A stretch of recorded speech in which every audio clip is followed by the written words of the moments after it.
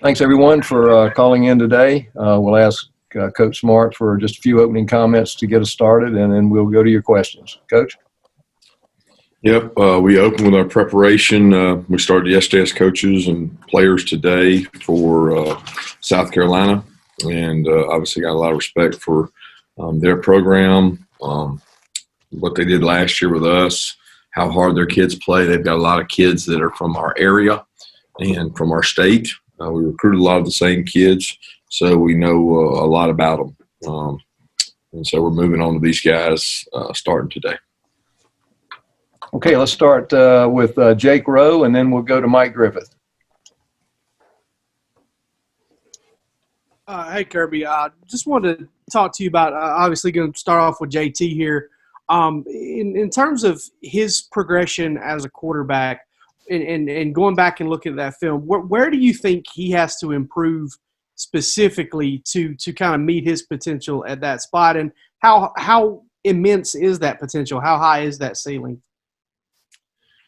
I think with any player that's relatively young in terms of their career, there's always a lot of room for improvement. I think in terms of protections and understanding where Trey's got things going and where he's pointed things, getting that correct, that comes through experience, and it comes through film evaluation, making sure that we got the right guys on the right guys in terms of where pressure's coming from. In terms of his eyes in certain routes, there were a couple things that he had his eyes on the wrong side, but he threw the ball well. He was very accurate. He protected the ball. He made good decisions with the ball, and had the one probably errant throw that went off the hands of the defender early in the game, and that may have just come from the rust of not playing. A lot of times you got to get out there and play, but certainly he can grow and get better. He understands that as well as our other guys. You have to grow and get better in order to move forward, and that's what we all need to do. Can you speak to that ceiling that I mentioned? I mean, how good do you think JT can be? Yeah, I don't know that you know that right now. I mean, it's you see him make good throws. I think his mobility is not going to do anything but hopefully improve his decision making, and the things the people around him got to play well. He's got to get a run game around him to help him in order to reach his full potential and things like that.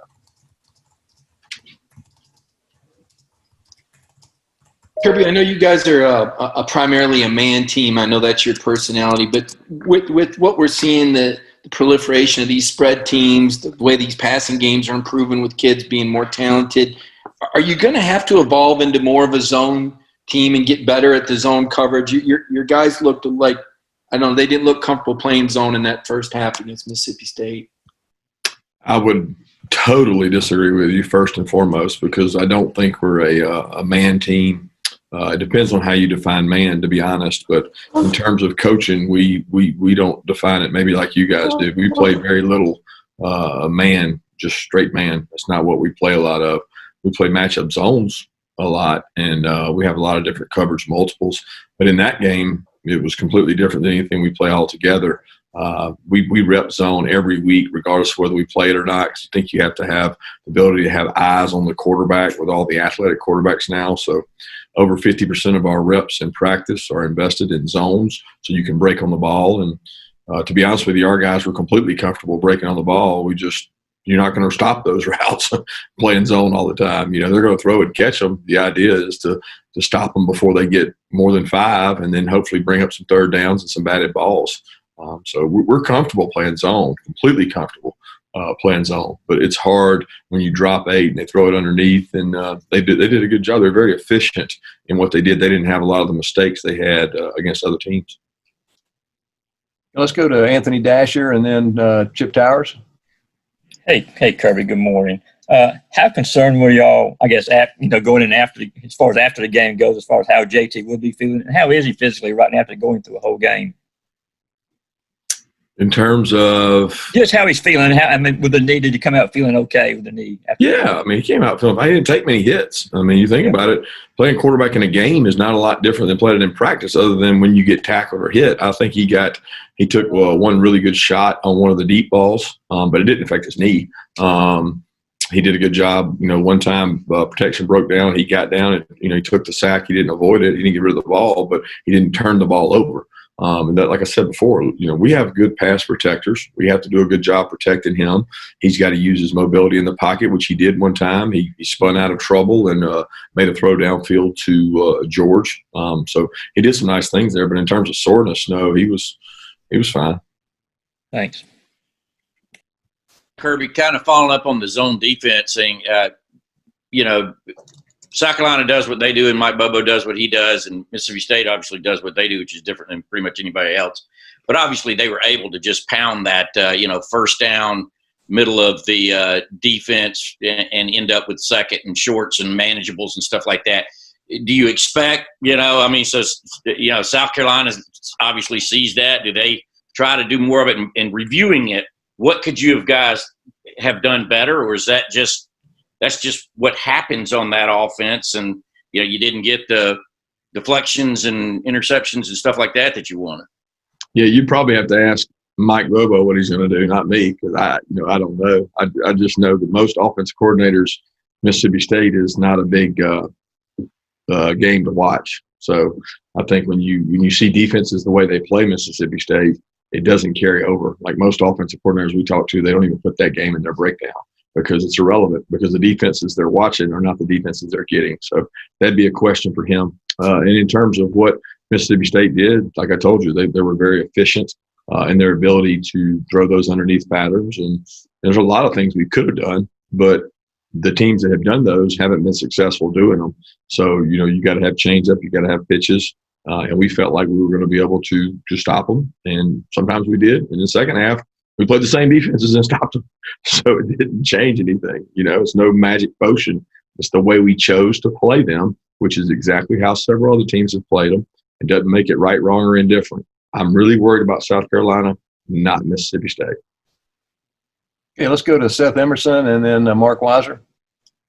Kirby, I'm curious because it's hard to tell just watching the game with JT and checks and plays, audibles or whatever. How much was he doing? How much was he able to do? How much more could he potentially do as he gets more experience?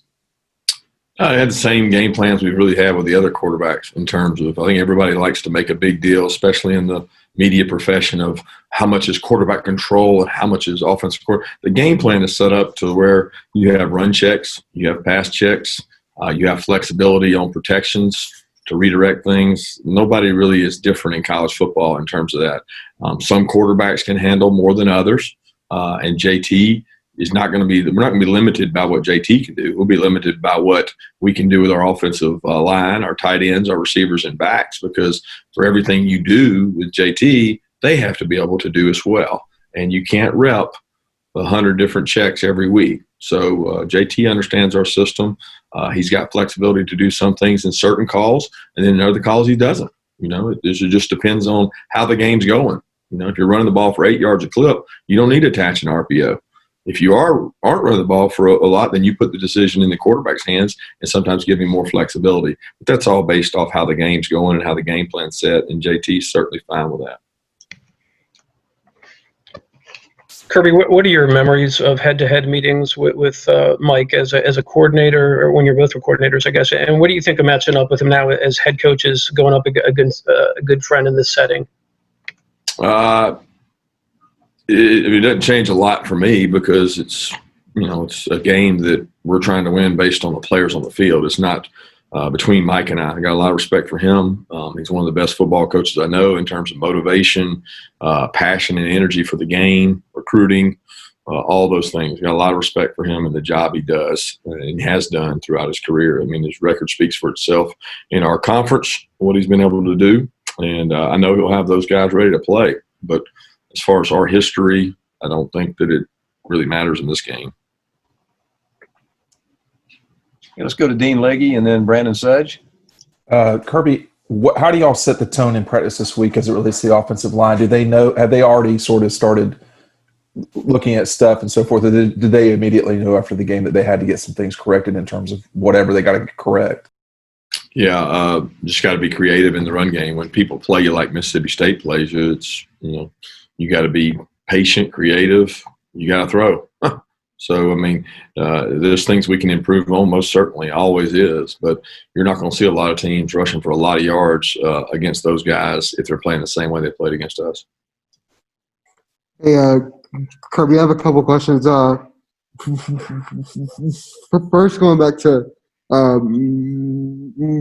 Mike, I mean, can you kind of elaborate on his qualities as a coach, where you saw him motivate guys and kind of be that guy? Do you have a memory of how you've seen that in the past? And then also with Jermaine, I mean, I know you said you're going to say that he needs to like improving it better, but I remember a couple weeks ago you said he keeps getting better and better and better.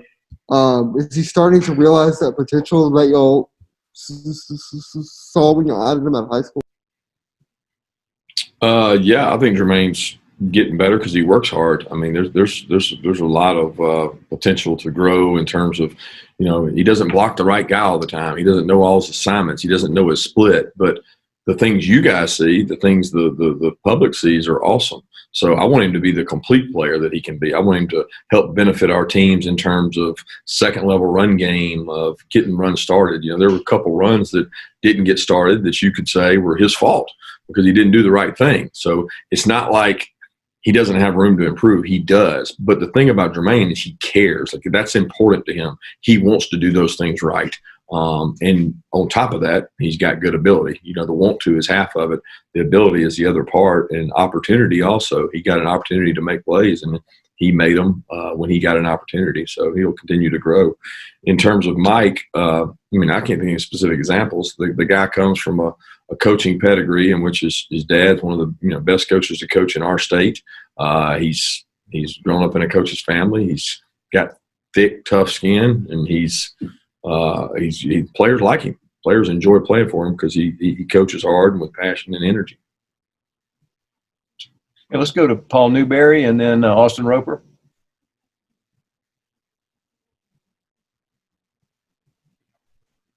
Hey, Coach. How you doing? I know, obviously, you got a lot of this season left, a bowl game. Is there any advantage, though, if you can at all look ahead to maybe settling in on that quarterback position with JT, even though it's late in the year, helping you going forward for the rest of this year and also even into 2021? Yeah, the advantage, I think, would be continuity. I mean, what you're looking for is above-the-line play, high-level play, and that's what we've been searching for really all year. And you're always trying to find at every position who can play above the line and who can play winning football, and that's what we're trying to find. And anytime you get continuity at that position, is it a benefit? Absolutely, it's a benefit. We got to produce more sample size that way and continue to grow that position. Hey, Kirby. So last week, South Carolina, they played both Luke Doty and then Colin Hill at quarterback. Can you, given the fact that that hasn't been announced as starter yet, can you kind of talk a little bit about what kind of impressed you about Luke Doty's performance last week, even though it was just a half, and then what Colin Hill presents as a quarterback as well? Yeah, it's pretty obvious. The young kid Luke is a great athlete. He extends plays. He provided a spark for them in the run game they didn't have. Missouri creates a lot of issues in the run game because they're in a 5-man front. They play man free. They play one of the toughest defenses to run against in all the SEC. So they created some problems. When they lost Shy Smith, it made it tough because he was one of their best weapons in that game. So it was a tough sledding to run the ball, and I thought Luke brought some more energy. Colin obviously knows everything Mike wants to do, knows his checks, understands the systems, can do the run game checks, can make all the throws. He's got a really good arm and very accurate. So they're very different quarterbacks, and they complement each other. All right, let's go out to Brady McCullough at the LA Times, and then we'll come back to Vance Levy. Hey, Kirby. I covered JT when he was at USC, and so I was just curious. I'm sorry to everyone if Kirby's already addressed this, but can you take me through what went into JT not getting a chance to play until Saturday? Yeah, we've talked about it at length, talked about it after the game, so you probably should look back at those notes and see that stuff after the game. I'm really focused on what JT can do for us now and where he's come. A lot of it had to do with injury, opportunity, growth for him, making sure he was ready through our medical staff. But no need to belabor the point. Hey, Vance? Kirby. Obviously, the skills of George Pickens are undeniable, but how has he developed as a team player in his second season? And then finally, since it's Thanksgiving, what are you most thankful for in this interesting of all interesting years? Health, family, friends, ability for these young men to play this game that we all love, and all the people that make it possible to play this season, because there's a lot of people hard at work to make sure that these kids get this opportunity. I'm very thankful for our players, their ability to so far, knock on wood, stay healthy and stay, for the most part, COVID-free. But George, number one, he hasn't been healthy the whole year, so probably hasn't had quite the year that he wanted to have, and him not being in part of the offense, it certainly affects the way defenses play us. I mean, look, the guy's a really good player. I'd be lying if I didn't say we don't see some of the same fronts and coverages when he's not in there in terms of when he was and how some teams played us. So that affects some things as well. But he's a work in progress when it comes to developing and getting better. He's a great wideout. He's getting better in the run game. He's really physical when he blocks. He's got to block the right guys all the time, and he can be an impact on our overall team in terms of energy level and enthusiasm. When he makes plays, it sparks a lot of guys. Okay, let's go to Connor Riley, and then we'll come back and see if Emily has a question. Hey, Kirby, I know you just spoke about George and Jermaine a little bit earlier. What have you made of the progression of that wide receiver room, especially with how really not just one or two guys, but really the whole group played on Saturday? Well, I think they're growing. Part of the thing we wanted to improve on was our ability to throw the ball and throw the ball vertical downfield and make some plays. To do that, you got to have the people to make those plays, and we're improving in that area. Kieris has been a really good surprise for us. He's been healthy. Last year he wasn't healthy the whole year. George has not been healthy, but he's made plays down the field. And then obviously with Jermaine and the tight ends involvement in the offense, it's helped. We haven't got to showcase that all the time because we've had throws, guys. We've had throws down the field. We just haven't always hit them. We haven't always made them. And I think that's an important element to any offense, is being explosive. We just got to make sure that we bring that run game along with it, because as you're explosive, people will defend explosive plays, and you got to be able to run the ball if they're going to defend you from explosive plays. Emily, do you have a question? All right, let's go to Jay Black and then to Roddy. Coach, with the increase in virus cases in the state and around the country, how will that change how you handle Thanksgiving with your team, those that can stay in Athens and those that choose to go home? Yeah, we're going to visit with our players closer to Thursday and share some information with them. But to be honest with you, I don't really care to share that with everybody else. It's something that's a team involved, and we'll worry about those guys. But obviously it's a concern for the safety of the people in our community, and we want our players to be safe. I mean, we want all the people in our community to be safe. I want my parents to be safe. I want everybody to be safe. So we encourage everybody to mask up and keep the numbers as low as possible. Kirby, you mentioned how Mississippi State played the run against you, and a lot of times they brought more defenders than you had hats to block them. You got a chance to go back and look at the tape. How much of the troubles you had in the run game was missed blocks versus how much of it was just going against that scheme? Well, I wouldn't say there's very often times that we missed a block. I would say whipped or beaten a lot of times. It's not like we didn't have a hat for a hat in some instances. Most of the time, as always is the case in the run game, you got one receiver that's got to go get one of their hats, and that makes you even. But when you bring the receiver, that brings another defender. So they're always going to have a little bit of an advantage, especially when they play us. But that doesn't matter. Everybody we've played has been that way. The difference has been their movement inside and some of the stunts they ran to murky the picture up, kind of make it unclear and slanting and angling guys. And we didn't do a good job handling their movement more than anything else. Okay, we got time for two more questions. Let's open up if anyone wants to jump in.